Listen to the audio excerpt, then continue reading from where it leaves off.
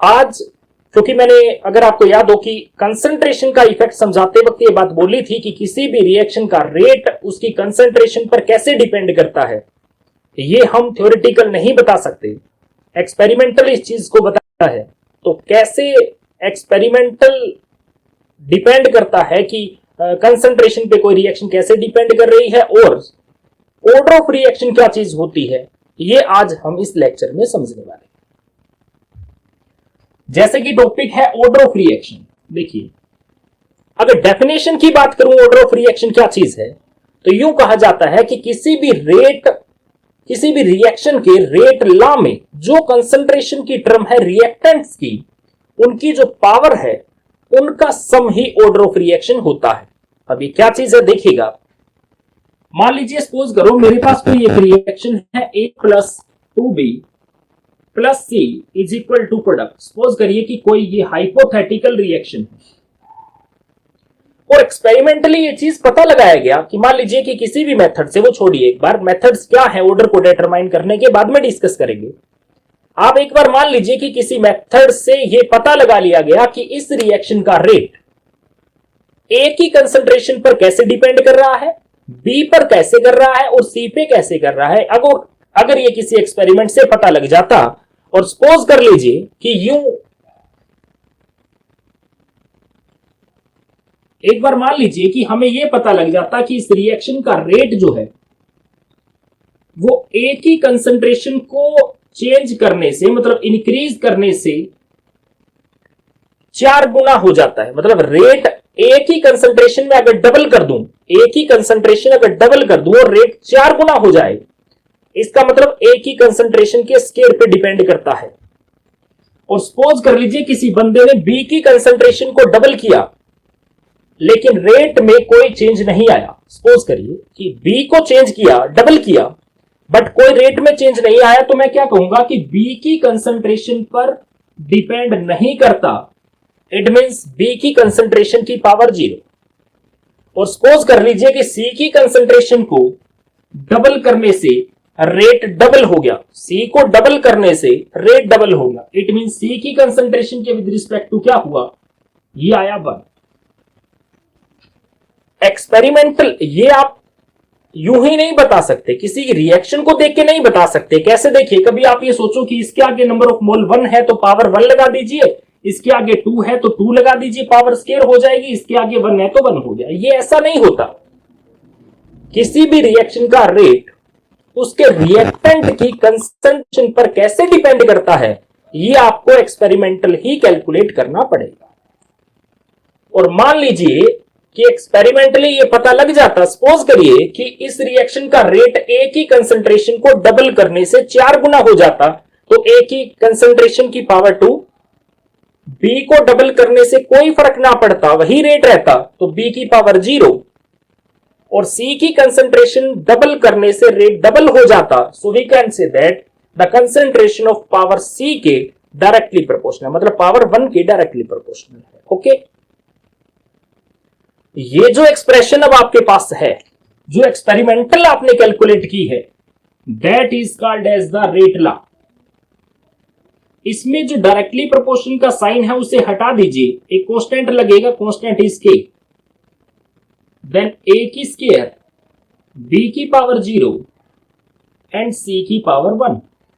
So that expression is called as rate law. इसको क्या बोलते हैं, rate law of that equation. इस जो रिएक्शन है इसका रेट लॉ क्या है, that expression is the rate law. अब आप देखिए ऑर्डर की डेफिनेशन, अगर मैं यूं कहूं कि किसी भी रिएक्शन के, तो ये रिएक्शन हुई, किसी भी रिएक्शन की रेट लॉ में, that is the rate expression, किसी भी रिएक्शन के रेट लॉ में जो कोई कंसंट्रेशन की टर्म है, रिएक्टेंट की कंसंट्रेशन की टर्म है, उनकी जो पावर है उसका सम। तो यहां पावर क्या हुआ, 2 plus 0 plus 1 is equal to 3। तो मेरे पास क्या चीज आई, 3। तो यहां 3 क्या है, 3 is the order of reaction. तो यहां 3 क्या चीज है, 3 is the order of reaction. तो आप देख सकते हैं ऑर्डर ऑफ रिएक्शन या क्या चीज होती है। वैसे बात कहूं तो एक्चुअल में किसी भी रिएक्टेंट की कंसंट्रेशन को चेंज करने से रेट पर क्या फर्क पड़ा है उसकी जो एग्जैक्ट मैथमेटिकल एक्सप्रेशन आपको बता रहा है वही चीज क्या है, ऑर्डर ऑफ रिएक्शन है। जैसे इस एक हाइपोथेटिकल रिएक्शन को हाइपोथेटिकल रेट लॉ के अकॉर्डिंग मैं यूं कहूं कि इस रिएक्शन की एक ही कंसंट्रेशन डबल करने से, मतलब एक ही कंसंट्रेशन के स्केयर पे तो डबल करने से 4 गुना रेट हो जाएगा, ट्रिपल करने से 9 टाइम्स रेट हो जाएगा। ऐसे ही बी की कंसंट्रेशन अगर डबल कर दूं तो कोई फर्क नहीं पड़ता, ट्रिपल कर दूं कोई फर्क नहीं पड़ता। मतलब कि इस रिएक्शन का रेट बी की कंसंट्रेशन पर डिपेंड नहीं करता, इंडिपेंडेंट है बी की कंसंट्रेशन के चेंज के। क्लियर? और सी के डायरेक्टली प्रोपोर्शनल है, साफ क्लियर है। सी का अगर कंसंट्रेशन आप डबल कर देते हैं रेट डबल, ट्रिपल कर देते हैं तो ट्रिपल। क्लियर? तो एक्चुअल में जो कंसंट्रेशन की टर्म है उसमें जो रेट लॉ है उसमें जो कंसंट्रेशन की टर्म है उनकी जो पावर है उनका सम है, वही ऑर्डर ऑफ रिएक्शन होता है। अब मैंने कैसे ये बात बोली कि आप इसे हाइपोथेटिकल क्या है कि ये आप मतलब एक्सपेरिमेंटली कैलकुलेट करना पड़ेगा, आप थ्योरेटिकल नहीं बता सकते, तो इसको भी डिस्कस करता हूं। देखिए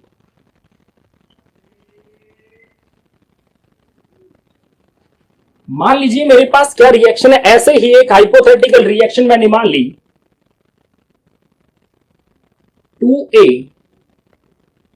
plus 3B plus 4C is equal to product. ये देखिए इज इक्वल टू प्रोडक्ट। मान लीजिए ये क्या है, that is a hypothetical reaction.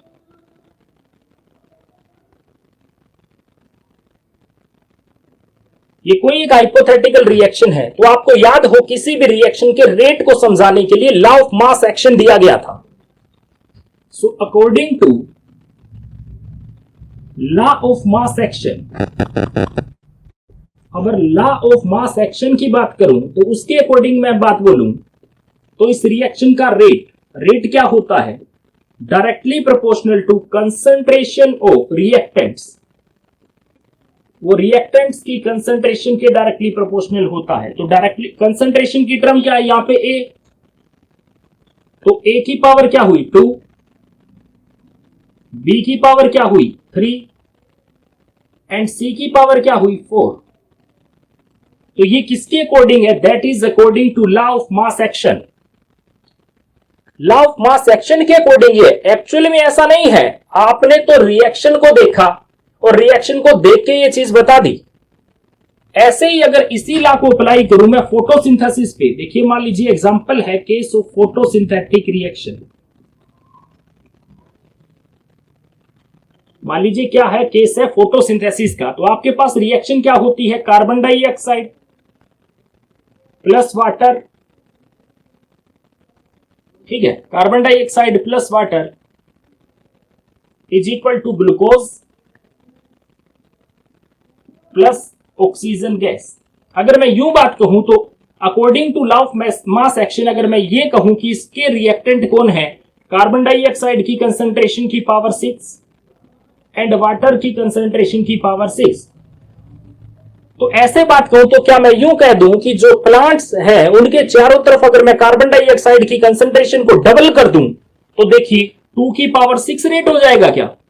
अगर मैं कहूं कि जो मैं उन प्लांट्स को पानी दे रहा हूं तो पानी मैंने क्या कर दिया, आज जितना पानी देना था उसे डबल पानी दे दिया, तो ये थोड़ी है 6 गुना, उसका क्या हुआ 6 टाइम पावर 6। देखिए तो इतने गुना रेट हो जाएगा। तो जो फोटोसिंथेसिस नॉर्मल एक पेड़ जो है, एक पौधा छोटे से पेड़ बनना है 2 साल लगते, तो सोचिए फिर तो बहुत कम टाइम लगता है, ऐसे यूं ही पेड़ खड़े हो जाते। तो ये चीज क्या हुई, तो जैसे मैंने कहा ये नोट है थ्योरेटिकल, ये बात सिर्फ थ्योरेटिकल है, एक्चुअल में ऐसा नहीं होता। तो एक्चुअल में तो किसी चीज पर कैसे डिपेंड करता है कि मान लो मैं आज कार्बन डाइऑक्साइड की कंसंट्रेशन चेंज कर दूं तो रेट ऑफ फोटोसिंथेसिस पे क्या फर्क पड़ेगा, एक्सपेरिमेंटली कैलकुलेट करना पड़ेगा। तो जो वो आएगा वो चीज क्या बनेगी, वो अकॉर्डिंग टू रेट लॉ होगा। तो वो चीज क्या है, वो एक्चुअल में रेट लॉ है। तो रेट लॉ में किसी भी रिएक्शन का रेट उसके कंसंट्रेशन की टर्म में कैसे डिपेंड कर रहा है, वो जो एक्चुअल वैल्यू आती है उसी के बेस पे हम डिसाइड करते हैं, ना कि ऐसे थ्योरेटिकल कुछ भी बताया जा सकता है। तो ये याद रखिएगा, ये थ्योरेटिकल बातें हैं, लेकिन जो ऑर्डर की बात चल रही है वो क्या है, एक एक्सपेरिमेंटल बात है। अब सोच के देखिए ऐसा क्यों नहीं हुआ, क्या लॉ ऑफ मास एक्शन गलत है? बिल्कुल नहीं है, लॉ ऑफ मास एक्शन भी सही है। तो ये भी तो हो सकता है कि ये जो काम चल रहा है, देखिए इसमें जो ये रिएक्टेंट्स है जिसकी आप बात कर रहे हैं, ये भी तो पॉसिबल है कि ये एक स्टेप में होता ही ना हो सकता है ये एक स्टेप में होता ही ना हो। सपोज करिए, देखिए मान लीजिए एक एग्जांपल देता हूं। सपोज करिए कि आपको बिल भरवाने जाना है और एक जगह पे क्या है, 3 काउंटर लगे हैं। फर्स्ट काउंटर पे सपोज कोई बिल चेक करता होगा, आपका बिल वेरीफाई करता होगा, क्लियर। और सेकंड वाले पे क्या होता होगा, वो कैश काउंट करता होगा और थर्ड वाला आपको स्लिप दे देता होगा, सपोज करिए। तो आपने क्या किया, देखिए आपने सबसे पहले क्या काम किया, सबसे पहला काम आप उस काउंटर पे गए जहां पर आपका बिल वेरीफाई होगा, उसने बड़ा जल्दी आपका बिल वेरीफाई करके दे दिया।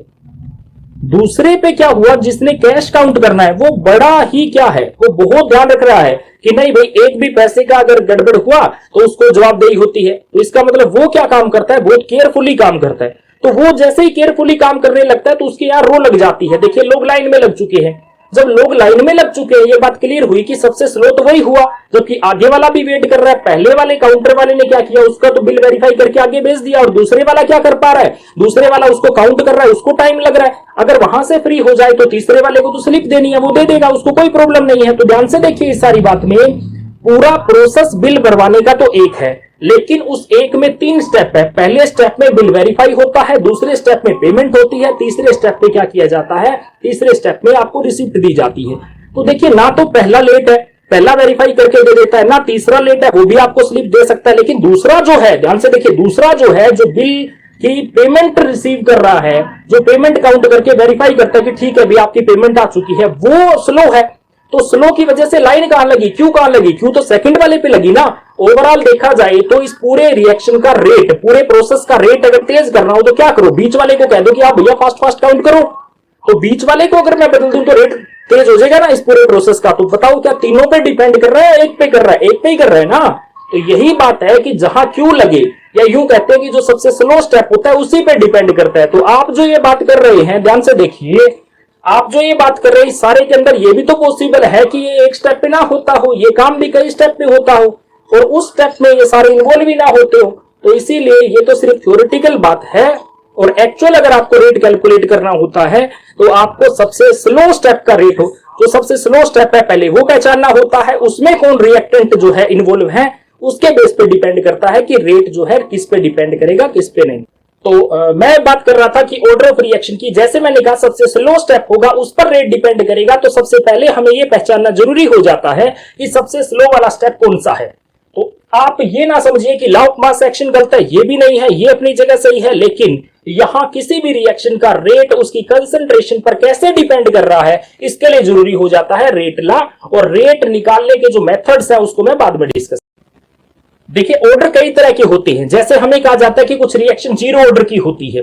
इसका मतलब जीरो ऑर्डर का साफ मतलब है कि उसमें जो रिएक्टेंट्स है उनकी कंसंट्रेशन पर उस रिएक्शन का रेट डिपेंड नहीं करता, so called as the zero order reaction. मैं इसको बड़ा सिंपल तरीके से समझाता हूं। देखिए तो सबसे पहले हम किसको डिस्कस कर रहे हैं, जीरो ऑर्डर रिएक्शन को।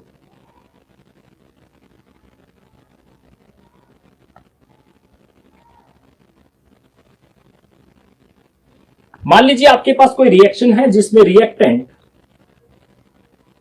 अब मैं रिएक्टेंट को आर लिख रहा हूं, यहां आर को रेट मत समझिएगा, जो कंसीडर किया जा रहा है उसको उसी बात को आपको लेना है। रिएक्टेंट को मान लीजिए मैंने आर कहा है और वो किसमें कन्वर्ट हो रहा है, that is converted to product, और प्रोडक्ट को मैंने यहां पी कहा। तो आपके पास रिएक्शन क्या हुई, आर कन्वर्टेड टू पी। तो मान लीजिए इस रिएक्शन का रेट क्या होगा, रेट ऑफ रिएक्शन, क्योंकि मैंने कहा जीरो ऑर्डर है तो इसकी रिएक्टेंट की कंसंट्रेशन पर डिपेंड नहीं करता होगा। तो रिएक्टेंट की कंसंट्रेशन को रिप्रेजेंट करने के लिए स्क्वायर ब्रैकेट यूज किया गया है। तो कंसंट्रेशन ऑफ किसकी, रिएक्टेंट इज आर, तो कंसंट्रेशन की पावर क्या हुई, जीरो, क्योंकि आपने रिएक्शन क्या ली है, जीरो ऑर्डर रिएक्शन ली है ना, आप जीरो ऑर्डर के लिए एक्सप्रेशन कर रहे हो। तो रेट ऑफ रिएक्शन किस पे डिपेंड कर रहा है, कंसंट्रेशन की पावर पे डिपेंड नहीं कर रहा मतलब जीरो। आप डायरेक्ट रेट नॉर्मली क्या होता है, the change of concentration of reactant, मतलब decrease of concentration of reactant with respect to time, यही रेट होता है। पहले लेक्चर में आपको डिटेल से समझा चुका हूं। और डायरेक्टली प्रोपोर्शनल का साइन हटा दीजिए, क्या लगेगा, कांस्टेंट सपोज के। तो यहां और कंसंट्रेशन की पावर आर, आर की पावर क्या है, जीरो। तो किसी भी चीज की पावर 0 क्या होता है? Unity, that is 1। तो ये चीज तो आपके पास क्या होगी? 1 होगी। तो आपके पास क्या चीज बच गई? देखिए, change in concentration of r is equal to k इस साइड है, dt आप उस साइड ले जाइए, तो आपके पास क्या आ गया? k into D T. Equation number आपके पास आ गई 1। ये बात क्लियर है? अब आप क्या कीजिए, इस इक्वेशन का इंटीग्रेशन कर दीजिए। तो by integrating equation 1 we get, तो हमारे पास क्या चीज आ गई? देखिए, आप इसका इंटीग्रेशन कर दीजिए। इसमें k तो कांस्टेंट है, बाहर निकाल लीजिए, टाइम का इंटीग्रेशन कर दीजिए। ये बात क्लियर? ध्यान से देखिए, इसका इंटीग्रेशन क्या हुआ? r, और लिमिट आपके पास क्या है? सपोज करिए 0 टू r02, यानी ओरिजिनल क्या है? ओरिजिनल इज द r0, और फाइनल क्या है? r। तो r0 से r कर रहे हैं, और इसमें क्या है? टाइम 0 से लेके t। ये देखिए, तो ये तो क्या चीज है? कांस्टेंट, कांस्टेंट k, और टाइम क्या हुआ? t, 0 to t। ओके, तो यहां फाइनल कंसंट्रेशन आपके पास क्या है? Minus r, final concentration is r। ये माइनस पहले ही पढ़ा, देख लीजिए, and minus initial concentration is r0। ये देखिए, इज इक्वल टू यहां k, final temperature is t, initial is 0। तो यह चीज आपके पास क्या आ गई? kt। ये चीज आपके पास क्या आ गई? kt। यस, तो ये देखिए, तो मेरे पास क्या आ गया? kt is equal to r0 minus r। पर यहां से मेरे पास मुझे चाहिए k की वैल्यू, तो k की वैल्यू क्या चीज आ गई? देखिए, तो इसका रेट कांस्टेंट क्या है? r0 minus r upon t। तो ये चीज क्या है? This is the expression for zero order reaction. तो नेट एक्सप्रेशन मेरे पास क्या चीज बनी? देखिए,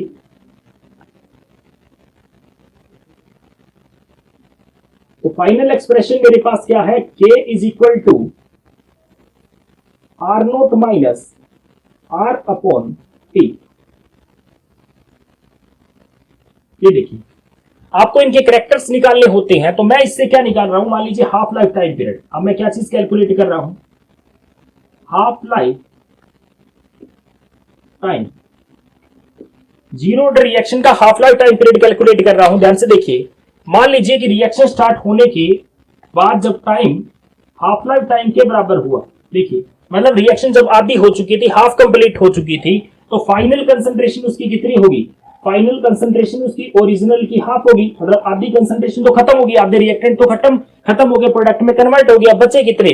देखिए, यहाँ r0 क्या? r0 is the original concentration, जब आपने रिएक्शन स्टार्ट की तब कितनी थी, और r जो है वो फाइनल कंसंट्रेशन है कब की? जब t टाइम पे आप चेक कर रहे हैं तब की। ओके, तो देखिए, अब मान लीजिए कि हाफ लाइफ टाइम पीरियड निकालना चाहता हूं, तो मतलब रिएक्शन जब आधी हो गई हो मतलब आधे रिएक्टेंट कंप्लीट हो चुके हैं प्रोडक्ट में, और आधे भी पेंडिंग है। तो फाइनल कितने हैं? ओरिजिनल के आधे भी पेंडिंग है। तो यहां पुट कर दीजिए, तो मेरे पास k की वैल्यू क्या आएगी? देखिए, r0 minus r0 by 2 divide by t 1/2। तो हाफ लाइफ टाइम पीरियड क्या आया? देखिए, तो half life time period is this is the r0 by 2। ये तो क्या हुआ? देखिए, एक में से आधा गया, हाफ रह गया ना, तो दैट इज r0 बाई 2, और ये आपके पास k इस साइड आई गया, तो दैट इज k। तो ये हाफ लाइफ टाइम पीरियड आपके पास क्या चीज आ गई? Final expression is this. इस सारे से एक बात क्लियर है, k तो कांस्टेंट ही है, 2 भी कांस्टेंट है। तो मैं क्या कहूं कि half life time period for zero order reaction, half life time period को मैंने टाउ से रिप्रेजेंट कर दिया, जीरो एक्सप्रेस करता है इसके ऑर्डर को, तो ठीक है। तो जीरो ऑर्डर रिएक्शन के लिए हाफ लाइफ टाइम पीरियड किसके इक्वल है? देखिए, half life time period directly proportional है ओरिजिनल कंसंट्रेशन ऑफ रिएक्टेंट के। देखिए, ये देखिए, तो यहां से एक बात क्लियर है। कंक्लूजन क्या है? कंक्लूजन इसका क्या हुआ कि half life time of zero order reaction, half life time of zero order reaction is directly proportional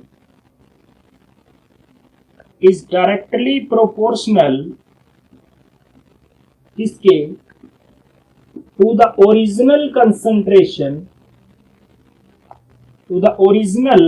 concentration of reactants,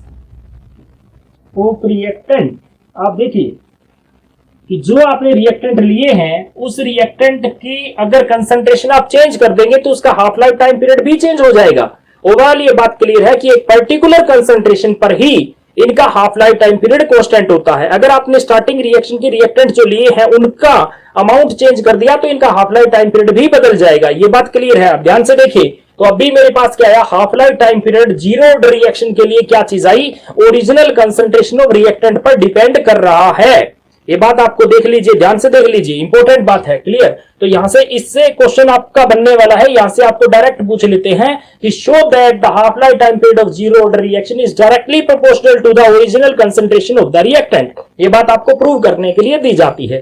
तो ये एक्सप्रेशन आपके सामने है, ये किसके लिए है, ये जीरो ऑर्डर के लिए है। हमें zero, first, second and third सारे की ऑर्डर की आज एक्सप्रेशन यहां कैलकुलेट करनी है। देखिएगा,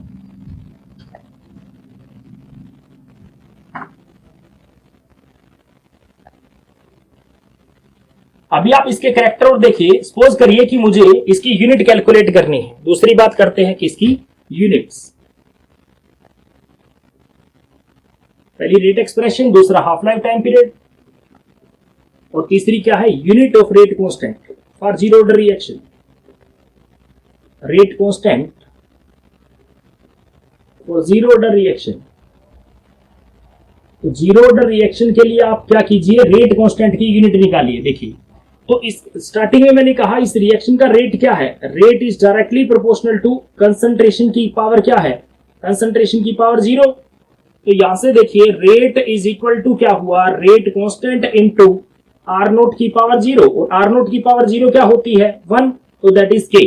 आप ध्यान से देखिए, इस रिएक्शन का rate become equal to rate constant, rate is equal to rate constant. ये भी क्वेश्चन एग्जाम में पूछा जाता है। ये देखिए कि किस रिएक्शन में क्या होता है, किस ऑर्डर में किसी भी रिएक्शन का रेट उसके रेट कांस्टेंट के बराबर हो जाता है। याद रखिएगा, जीरो ऑर्डर के केस में ऐसा होता है जब किसी भी रिएक्शन का, जीरो ऑर्डर रिएक्शन का रेट और रेट कांस्टेंट क्या हो जाते हैं, बराबर हो जाते हैं। तो इसका मतलब रेट कांस्टेंट की यूनिट क्या होगी, वही तो होगी ना जो रेट की होगी। और रेट की यूनिट क्या होती है, मोल पर लीटर पर सेकेंड। यूनिट क्या होती है, मोल पर लीटर पर सेकंड। अब वो बात अलग है, मोल को मिली मोल कुछ और ले ले, वो बात अलग है। तो ओवरऑल मोल पर लीटर इज कंसंट्रेशन, तो कंसंट्रेशन पर सेकंड मतलब टाइम। तो ओवरऑल यूनिट यही है, कंसंट्रेशन पर टाइम। क्लियर? तो मोल पर लीटर पर सेकंड पर आवर पर, ये कुछ भी वो टाइम होगा। हम यहाँ ऐसा यूनिट की ही बात कर रहे हैं। ठीक है, अब मैं बात करता हूं ग्राफिकल रिप्रेजेंटेशन की। ग्राफिकल रिप्रेजेंटेशन,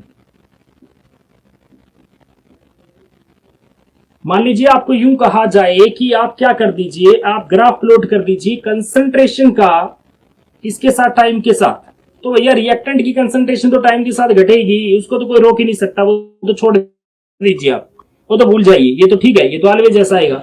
लेकिन मान लीजिए मैं यूं कह दूं कि आप रिएक्शन के रेट का ग्राफ प्लॉट कर दीजिए, रेट का, ध्यान से देखिए, रेट का ग्राफ प्लॉट कर दीजिए, किसके साथ, रेट का कंसंट्रेशन के साथ ग्राफ प्लॉट कर दीजिए। तो भैया रेट कंसंट्रेशन पे डिपेंड ही नहीं करता, इसका मतलब एक कांस्टेंट रेट से क्या होता जाएगा, ये रिएक्शन चलती रहेगी। कांस्टेंट रिएक्शन से करोगे तो ये रिएक्शन क्या होती जाएगी, चलती जाएगी। अब मान लीजिए आपको क्या दे दिया, आपको कहा कि हाफ लाइफ टाइम पीरियड का ग्राफ प्लॉट कर दीजिए। यहां क्या दे दिया, यहां दे दिया आपको हाफ लाइफ टाइम पीरियड का ग्राफ दे दिया। ध्यान से देखिए, मान लीजिए रिएक्शन मैंने किसके बीच में ले लिया, आप ध्यान से यहां पे आइए, देखिए हाफ लाइफ टाइम पीरियड का ग्राफ है।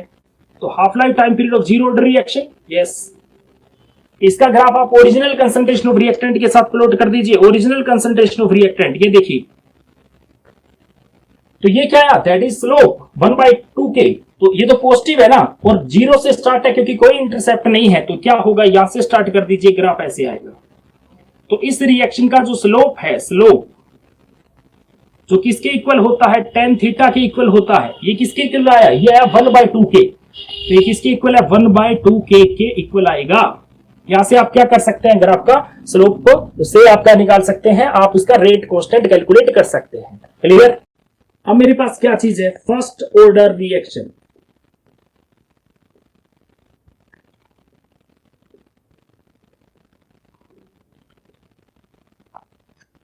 वही बात, एक रिएक्शन है जिसमें रिएक्टेंट प्रोडक्ट में कन्वर्ट हो रहे हैं। क्योंकि ये फर्स्ट ऑर्डर रिएक्शन है, इसलिए इस रिएक्शन का रेट क्या होगा, rate directly proportional to concentration की पावर 1। रिएक्टेंट की कंसंट्रेशन की पावर क्या होगी इस बार 1, क्योंकि फर्स्ट ऑर्डर रिएक्शन आपके पास है। तो रेट को आप क्या लिख सकते हैं, माइनस dr/dt। इसको डायरेक्टली प्रोपोर्शनल के साइन को हटा लीजिए, कांस्टेंट आ गया आपके पास k, और ये क्या आ गया, कंसंट्रेशन की r। ये लीजिए, ठीक है। अब आप क्या कर दीजिए, कंसंट्रेशन की टर्म एक तरफ कर दीजिए, तो ये आपके पास आ गया 1/r dr is equal to k into dt। Okay, ये इक्वेशन आ गई आपके पास 1। आप क्या कर दीजिए, सिमिलर तरीके से by integrating equation 1 we get, हमें क्या मिला, देखिए 1/x dx का इंटीग्रेशन क्या होता है, नेचुरल log x। तो ये चीज मेरे पास क्या आ गई, नेचुरल log x, मतलब यहां क्या है r is equal to k dt का t प्लस इंटीग्रेशन कांस्टेंट को मैंने क्या ले लिया, c। तो यहां पे c क्या चीज है, c is the integration constant.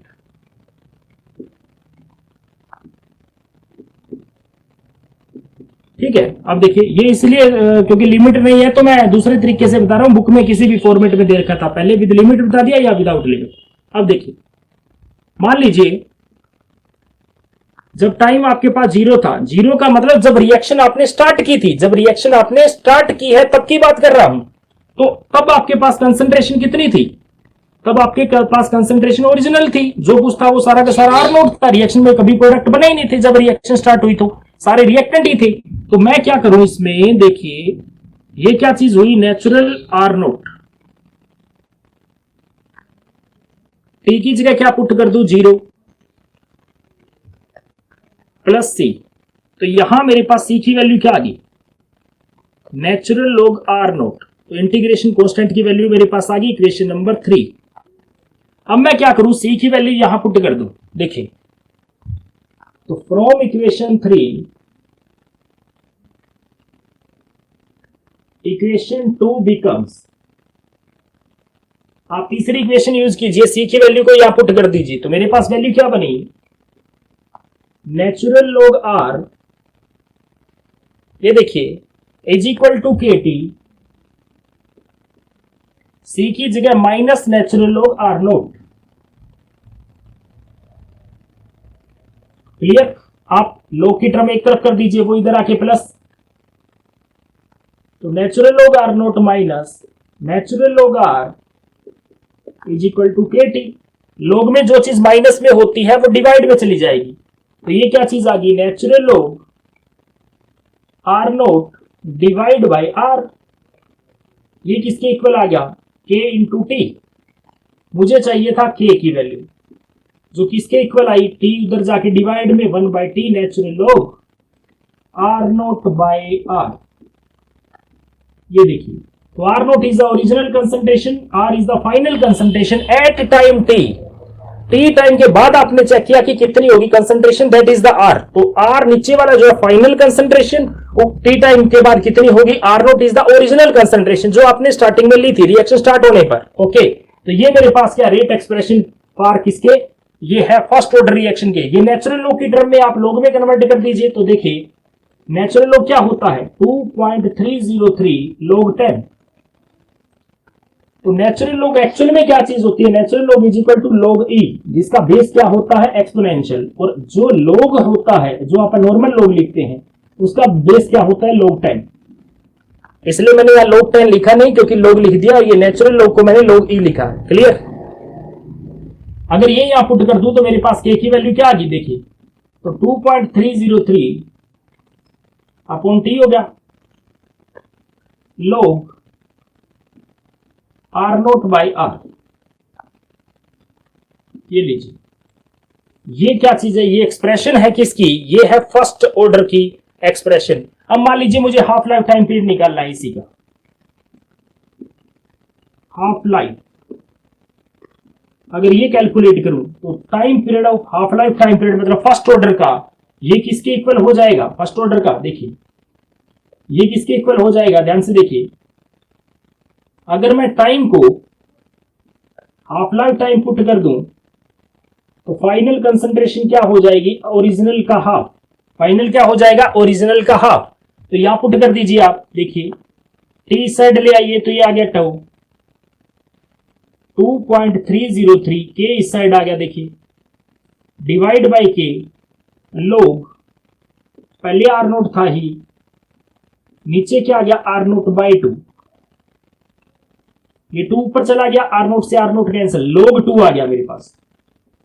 तो 2.303 log 2 डिवाइड बाई के, और log 2 क्या होता है 0.3010, तो log 2 की वैल्यू क्या है 0.3010 डिवाइड बाई के, तो ये फाइनल एक्सप्रेशन आपके पास आ गई हाफ लाइफ टाइम पीरियड की 0.693 डिवाइड बाई के।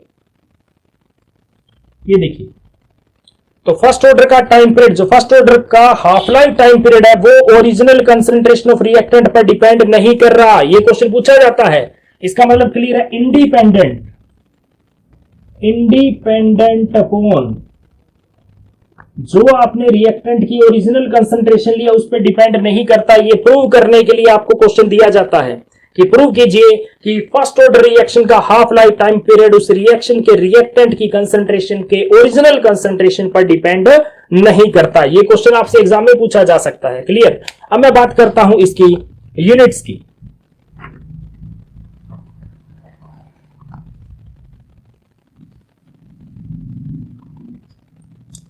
यूनिट्स ऑफ रेट कांस्टेंट, मैं क्या बात कर रहा हूं, unit of rate constant. Clear. अब देखिए रेट किसके इक्वल हुआ, के इंटू कंसंट्रेशन की पावर 1, तो रेट की वैल्यू किसकी है कंसंट्रेशन अपॉन टाइम, ठीक है, और ये क्या हुआ के का के जिसकी, और ये क्या हुआ कंसंट्रेशन। देखिए तो इधर भी कंसंट्रेशन इधर भी, तो के की यूनिट क्या आ गई 1 अपॉन टाइम, तो 1 अपॉन टाइम मतलब पर टाइम, और पर टाइम का मतलब क्या हुआ पर सेकंड, पर minute, per hour, per day, मतलब ओवरऑल टाइम लेना आपने। तो इसकी एसआई यूनिट क्या है पर सेकंड, तो एसआई यूनिट क्या चीज हुई पर सेकंड है रेट कांस्टेंट की एसआई यूनिट। ओके। अब मैं बात करता हूं ग्राफिकल रिप्रेजेंटेशन की।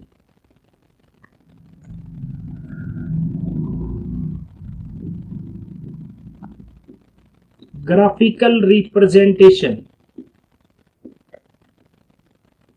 पहले तो हमें कहा कि आप पहला ग्राफ ध्यान से देखिए कि रेट का ग्राफ आप प्लॉट कर दीजिए किसके साथ, कंसंट्रेशन के साथ। तो भैया जैसे जैसे कंसंट्रेशन कम होगी वैसे वैसे रेट भी कम हो जाएगा, तो इसका मतलब रेट तो क्या होगा कंसंट्रेशन के साथ साथ कम होता चला जाएगा। ये तो बात क्लियर होगी। ठीक है। अगर मान लीजिए मुझे ये नहीं कहा, मुझे क्या दे दिया हाफ लाइफ टाइम पीरियड का ग्राफ प्लॉट कर दीजिए, ये देखिए इसके साथ ओरिजिनल कंसंट्रेशन ऑफ रिएक्टेंट के साथ, तो भैया ये इंडिपेंडेंट है, एक fix half life time period रहेगा, तो ये भी बात खत्म। ये दो ग्राफ तो बड़े सिंपल थे, इनको मैं एक बार छोड़ देता हूं, पूछने के चांसेस कम है, तो जिनके पूछने के चांसेस है वो ग्राफ ध्यान से देखिएगा। आप इसको देखिए, इस एक्सप्रेशन को देखिए कि मैं एक बार साफ कर देता हूं, दोबारा से ग्राफ प्लॉट करके दिखाता हूं, बहुत ही इंपॉर्टेंट है, इसके आने के पूरे आसार है। देखिए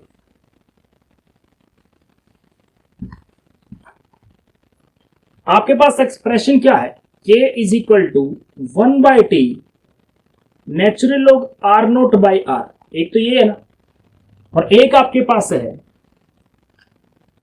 k इज इक्वल टू 2.303, एक एक्सप्रेशन आपके पास क्या है, एक है k is equal to 2.303 upon t log r0/r, ये चीज आपके पास है। देखिए अब मान लीजिए पहला किसी ने आपको ये कहा कि आप ग्राफ समझाइए between log r0/r versus t versus versus t, sorry, ये देखिए।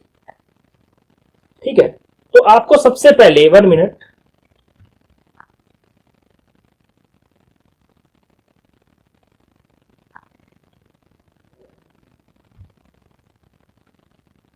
रमनदीप कौर, बेटा आपने क्वेश्चन पूछा है कि आप एक बार जो मैंने पहले क्वेश्चन पूछा था उसका जवाब दे दीजिए। बिल्कुल अभी इसके बाद दूंगा, उसमें टेम्परेचर का इफेक्ट आपसे पूछा था, बिल्कुल यहां बताऊंगा जी, बिल्कुल। अभी आप देखिए, आपको मान लीजिए ग्राफ क्या पूछा, लोग आर नोट बाई आर का वर्सेस टी के साथ ग्राफ पूछा। तो जो आपसे पूछा जाए, एक्सप्रेशन उठा के जो आपसे पूछा जाए उसको वाई एक्सिस पे ले आइए, और जिसके साथ पूछा जाए उसको एक्स एक्सिस पे ले आइए। कैसे, मतलब देखिए इस सारी एक्सप्रेशन को उठाइए, मुझे ये चाहिए ये। तो देखिए इस एक्सप्रेशन से नेचुरल लॉग आर नोट बटे आर मेरे पास किसके इक्वल हुआ, देखिए टी इधर नहीं चाहिए उधर ले जाओ, तो दैट इज द के टी। ये मेरे पास क्या आ गया वाई एक्सिस पे, और टी मेरे पास क्या है अब एक्स एक्सिस पे। एक्स के साथ जो चीज है वो क्या चीज है, एम, दैट इज स्लोप। अगर तो ये पॉजिटिव है और इसके साथ और कोई चीज नहीं है, तो ग्राफ में ध्यान से देखिए, अगर इसके साथ और कोई चीज नहीं है तो आपको जीरो से स्टार्ट करना है, याद रखिएगा। और अगर ये पॉजिटिव है तो नीचे से ऊपर की तरफ जाएगा ग्राफ, स्ट्रेट लाइन। ये स्ट्रेट लाइन का ग्राफ है, natural r naught by r का ग्राफ है ये टी के साथ। यस, ये बात क्लियर। और जो के है वो क्या, स्लोप। ये क्या चीज है, स्लोप।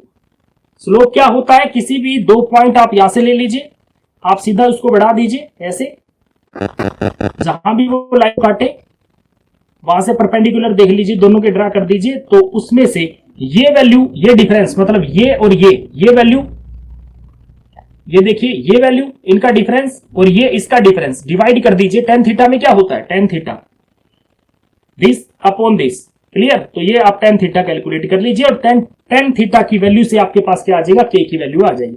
तो स्लोप से आपको क्या मिलेगा, रेट कांस्टेंट की वैल्यू। स्लोप से आप क्या निकाल सकते हैं, आप रेट कांस्टेंट निकाल सकते हैं। ये बात क्लियर है बेटा। तो आप ग्राफ देख लीजिए, आपसे क्या पूछा गया था, इस तरीके से आपसे ग्राफ पूछ लेते हैं। लेकिन कई बार क्वेश्चन क्या आ जाता है, आपको क्या पूछा जाएगा, आपको मान लीजिए यूं कह दिया जाए कि आप ग्राफ प्लॉट कीजिए किसके बीच में, मान लीजिए कोई और वे दे दे, और ये क्या चीज हो आपके पास, सपोज करिए आपको दे दिया log r, मतलब ये graph between natural log r versus t। आप ध्यान से देखिए, मुझे ये चाहिए, यहां से देखिए मुझे क्या चाहिए, ये देखिए मुझे नेचुरल log r चाहिए। तो एक्सप्रेशन क्या है मेरे पास, इससे उठाइए, तो इसके इक्वल natural log r naught by r is equal to के टी। तो मुझे तो r नीचे है, नीचे नहीं चाहिए ऊपर चाहिए, नीचे नहीं चाहिए ऊपर चाहिए, ध्यान से देखिए। यस, तो मैं इसे ऊपर लेके जाऊं तो मेरे पास क्या आ गया, natural log r upon r note, तो सामने वाली टर्म क्या होगी, माइनस में, that is minus k t. ये वाली टर्म देखिए, log में जो चीज चेंज कर दी तो ये वाला साइन क्या हो गया, नेगेटिव। अब मुझे इसको क्या लिखना है, ये लिखना है नेचुरल log r डिवाइड में वो क्या हो जाएगी, माइनस में, देखिए that is r naught is equal to minus k t. ये बात क्लियर। अब ये चीज मुझे यहां नहीं चाहिए तो उस साइड ले जाइए। मैंने कहा था जिसके बीच में ग्राफ प्लॉट कर रहा है उसको सिर्फ वाई एक्सिस पे रखना है। तो natural log r is equal to natural log r naught minus k t. ये देखिए, अब ये एक तरफ आ गया ना, तो दैट इज वाई एक्सिस, और टी जो है ये क्या है, एक्स एक्सिस।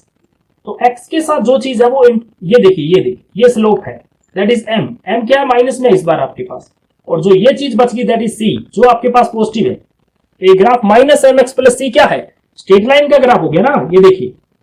तो इस बार आपके पास ग्राफ कैसा आएगा, टी के साथ ग्राफ है किसका, नेचुरल log r का। इस बार इंटरसेप्ट आपके पास है पॉजिटिव है, तो आपको जीरो से ग्राफ नहीं करना, पॉजिटिव मतलब ऊपर से ग्राफ लेना है, देखिए। और स्लोप आपके पास क्या है, स्लोप आपके पास नेगेटिव है तो ग्राफ नीचे आएगा, तो पॉजिटिव से स्टार्ट करना है, नीचे की तरफ स्ट्रेट लाइन, तो ऐसे ग्राफ आएगा। क्लियर, ऐसे ग्राफ प्लॉट कर दीजिए। तो इसका स्लोप जब आप निकालोगे, देखिए स्लोप क्या आएगा, टेन थीटा। अब वो किसके इक्वल आएगा, दैट इज माइनस के। आप सोचो इंटरसेप्ट कैसे निकालूं, आप एक्स्ट्रा प्लॉट कर दीजिए ग्राफ को, क्योंकि जीरो टाइम पे तो आप ले नहीं सकते ना। तो ये वाली जो वैल्यू आपके पास आएगी दैट इज इंटरसेप्ट, और ये किसके इक्वल है, नेचुरल log r नोट के बराबर। तो ओरिजिनल कंसंट्रेशन निकालनी है आप, ये किसी इन बिटवीन रिएक्शन को आप कहीं बीच में से अगर आपने कोई अलग अलग कंसंट्रेशन नोट की अलग अलग टाइम, तो आप ऐसे करके कैलकुलेट करके इसका रेट कांस्टेंट भी कैलकुलेट कर सकते हैं और उसका ओरिजिनल कंसंट्रेशन आपने स्टार्टिंग में क्या ली थी वो भी आप कैलकुलेट कर सकते हैं। ये बात क्लियर। अब मान लीजिए कि आपको ग्राफ किसके बीच में दे दिया, आपको ग्राफ दिया ये नेचुरल लॉग की बजाय मान लीजिए आपको दिया यही ग्राफ, देखिए ग्राफ बिटवीन नेचुरल लॉग की बजाय लॉग दे दिया, लॉग आर वर्सेस टी, मान लीजिए ये ग्राफ दे दिया। तो अब आपको लॉग वाली एक्सप्रेशन चाहिए ना, ये देखिए अब ये वाली एक्सप्रेशन चाहिए आपको, तो लॉग ये चाहिए, तो देखिए log r naught by r किसके इक्वल आएगा, देखिए केटी डिवाइड बाय 2.303, ये चीज चाहिए तो ये टी मल्टीप्लाई में हो गया, ये चीज आके डिवाइड में होगी, तो ये टर्म बन गई मेरे पास। इसको क्या लिखा जा सकता है, log r naught minus log r is equal to के टी अपॉन 2.303। मुझे तो ये चाहिए प्लस में, तो ये उधर ले जाऊं वो इधर ले आऊं, तो मेरे पास आ गया log r बराबर माइनस के upon 2.303 into T minus plus log r note. तो ये तो y एक्सिस पे आ गया, जो स्लोप है वो नेगेटिव में है, माइनस है, ये टी क्या है एक्स एक्सिस और ये चीज प्लस सी, वही ग्राफ आ चुका है देखिए माइनस एम एक्स प्लस सी। देखिए तो ग्राफ इस बार क्या होगा, सेम वैसा ही, एक्स्ट्रा प्लॉट कर दीजिए इंटरसेप्ट निकालने के लिए, लेकिन फर्क इतना सा, इस बार इंटरसेप्ट कौन है, इंटरसेप्ट log r नोट है, पहले नेचुरल log r नोट था, इस बार कौन है log r नोट है। ओके, और जो स्लोप है, स्लोप पहले माइनस के था, इस बार माइनस के डिवाइड बाय 2.303 है, तो ये ग्राफ किसके बीच में था आपका, log r वर्सेस t के बीच। तो बेटा जो भी आपको चीज दी जाए उसके अकॉर्डिंग आपको ग्राफ प्लॉट करना होगा, तो ये ग्राफिकल रिप्रेजेंटेशन में आपको दी जा सकती है। ओके, तो ये हमारे पास क्या चीज था, ये थी फर्स्ट ऑर्डर रिएक्शन के केस में आपकी क्या एक्सप्रेशन रहेगी, क्या हाफ लाइफ टाइम पीरियड, क्या उसकी यूनिट्स रहेगी, क्या उनकी ग्राफिकल रिप्रेजेंटेशन रहेगी। अब मैं एक और डिस्कस करता हूं, that is the second order reaction.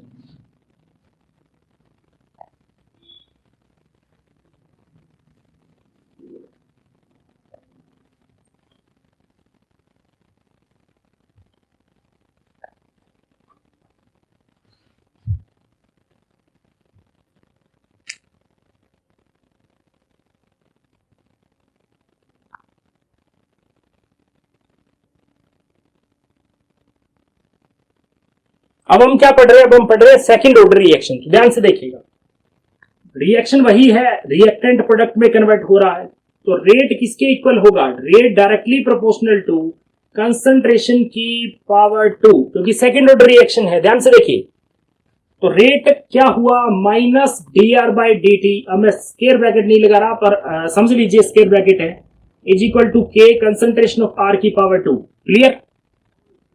अब यहां क्या कर लीजिए, यहां कंसंट्रेशन वाली टर्म एक तरफ कर लीजिए, तो 1 upon r square dr is equal to k dt। ये बात क्लियर है, यस। अब आप देखिए इसको क्या लिख सकते हैं, इसको लिखा जा सकता है, ये माइनस पड़ा रहने दीजिए, इसको क्या लिखा जा सकता है, r की पावर minus 2 dr is equal to k dt। अब एक्सप्लेन इसलिए किया जा रहा है, मेडिकल के स्टूडेंट होंगे बेटा, क्लियर। तो इसमें क्या है, पावर में एक जोड़ दीजिए, जो आई उससे डिवाइड कर दीजिए, तो -2 था, एक जोड़ दीजिए, यस। आया क्या, रिजल्टेंट क्या है, दैट इज -1, उससे डिवाइड कर दीजिए, दैट इज -1। देखिए ये किसके इक्वल आ गया, के dt, ओ सॉरी dt का इंटीग्रेशन कर दीजिए, ये क्या आया, t। ठीक है, टाइम वही, इसकी यूनिट क्या है 0 to t, और इसकी यूनिट क्या है r0 से r, वो कि वही रखिएगा। क्लियर कर लीजिए। ये देखिए ये क्या हुआ, नेट r की पावर -1, और ये माइनस माइनस क्या हो गया plus, that is become r की पावर -1। ये देखिए, और यूनिट क्या है r0 से r, और ये क्या चीज आ गई k, यूनिट क्या है 0 to t, यस। यहां आप देखिए 1/r हो गया, दैट इज 1/r, 1/r, चलो यही लिख देता हूं, that is 1/r।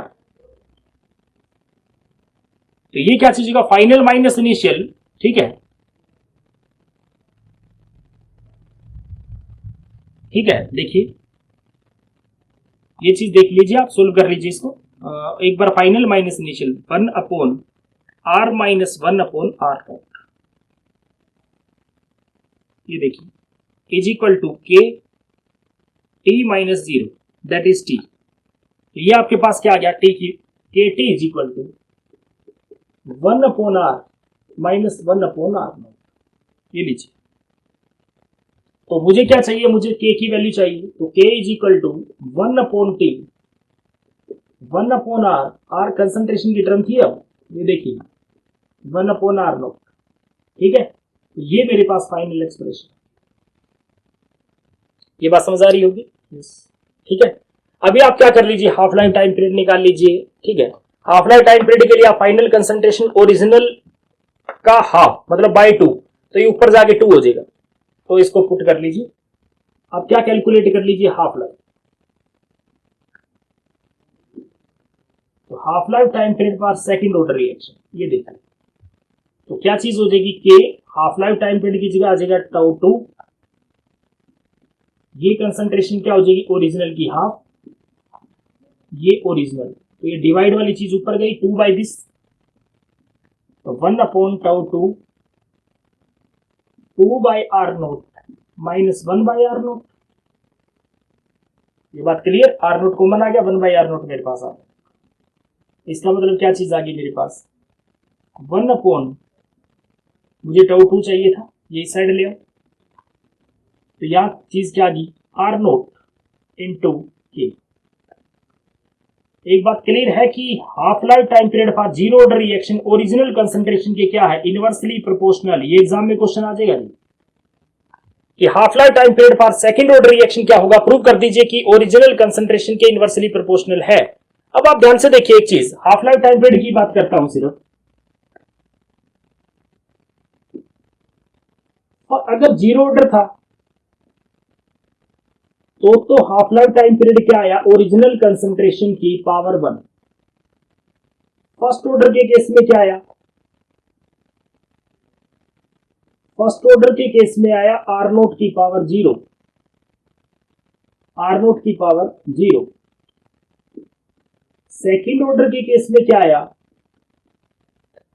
Are naught की पावर -1, इनवर्सली मतलब -1 ही हो गया ना, ठीक है। इससे ध्यान से देखिए ऑर्डर और इसमें क्या रिलेशन है, देखिए मैं कहूं nth ऑर्डर हो, nth ऑर्डर, तो डायरेक्टली प्रोपोर्शनल आर नोट की पावर, ये देखिए, ये बात क्लियर, ये बात समझ आ रही है अभी, ठीक है। तो जो भी ऑर्डर हो, जो भी ऑर्डर है, तो उसको 1 - n लिख दो। कैसे, देखिए अगर आप n = 0 पुट करें तो क्या आ गया, τ0, और यहां n 0 पुट करोगे क्या आ गया, 1 - 0 = 1, ये 1। अगर n = 1, इसका मतलब क्या हो गया, τ1, तो 1 - 1 = 0, that is independent. If n = 2, yes, तो 1 - 2 = -1, ये पड़ा। इसके अकॉर्डिंग अगर आपसे पूछे कि थर्ड ऑर्डर के लिए क्या इसका ऑर्डर होना चाहिए, तो क्या होना चाहिए, τ3 should be directly proportional to R naught की पावर 1 - 3 दैट इज -2। इसका मतलब क्या कहूं, inversely proportional to square of the original concentration of reactant, third order के लिए। क्लियर। अब मैं थर्ड ऑर्डर की एक्सप्रेशन इसी के अंदर बता देता हूं, आप ट्राई कर लीजिए, फिर भी कोई डाउट आता है मुझसे पूछ लीजिएगा।